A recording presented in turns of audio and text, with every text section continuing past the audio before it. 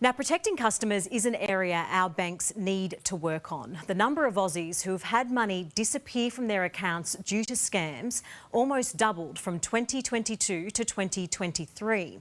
The Australian Financial Complaints Authority looked at more than 100,000 complaints last year. 9,000 of those were from scam victims. Justin Untersteiner is the authority's Chief Operating Officer, who incredibly discovered he became a victim just this morning. Justin, thank you for your time. Tell us what happened to you overnight.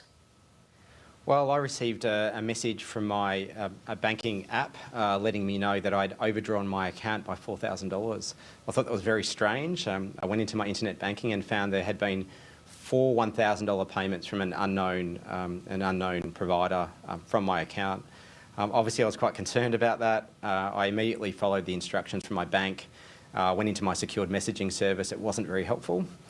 So I called the bank and it took an hour and 15 minutes to get through to someone to talk me through what had happened. And so I don't think that's good enough. I think when people have been scammed, it's a really traumatic experience. They should be able to get through to the banks very quickly. An hour and 15 minutes. I mean, what's going through your mind while you're waiting to talk to somebody? Well, straight away I'm thinking, is there going to be more money coming out of my account? Am I doing enough? Am I going to get the money back? You know, you really panic. Now, I lost $4,000, which is, I think, a lot of money. But here at the Australian Financial Complaints Authority, we're seeing cases where people have lost $100,000, $500,000, even over $1 million in scams. Can you imagine what it must be like for someone having to wait over an hour on hold to get through? I just don't think that's good enough. Certainly from our perspective, we want to see the banks doing more to prevent scams, a faster implementation of initiatives and technology. And then when someone is scammed, they need responsive support there on the spot. Did you get your matters sorted out? Are you confident you're going to get your $4,000 back? Well, I'm still waiting, and so it is now being reviewed by the bank. Look, based on how I understand how the law works, I'm hopeful I will get that money back. But, you know, time will tell. And so again, at the moment I'm in limbo. I've got $4,000 missing out of the account.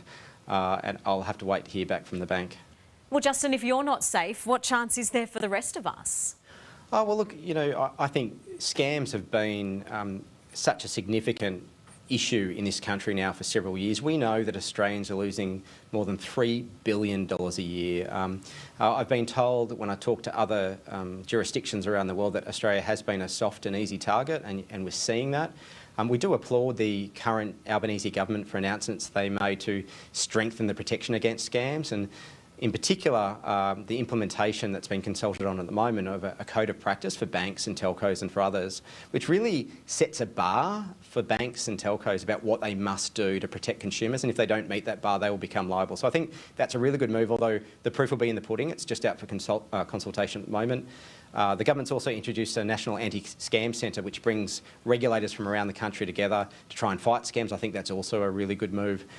We saw the industry, the banks, the big banks and the customer-owned banks make a big announcement late last year that they'll be rolling out what's called the Scam Safe Accord, which has a number of initiatives that all the banks will roll out. And I think that, again, a really positive step. There were more than 100,000 complaints over 2023. That's a record number.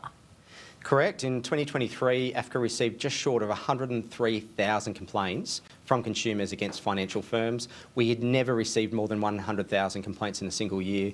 Why do you think people are complaining so much about banks and other financial institutions? Well, I think there are a number of things going on at the moment. Again, the prevalence of scams and, I guess, uncertainty about liability and prevention as well. And so I think consumers are really concerned about that, as they should be. We're seeing increased hardship at the moment as well, where people are struggling to pay their bills as they struggle with rising interest rates, as they struggle with the cost of living, paying for groceries.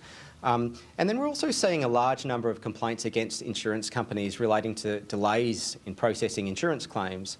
And so there are a number of factors that are all coming together at the moment, which are leading to these significant numbers. I mean, I often say, and we often say, I would prefer a world where you didn't need an AFCA, where you didn't need us, because there aren't complaints to come to us. But, you know, unfortunately, the situation we're in at the moment, the numbers keep rising. And in fact, this financial year, we're looking to exceed 103,000 again. So the numbers keep growing. Well, Justin, we hope that you get your money back. Thank you for your time. Thanks so much. I appreciate it.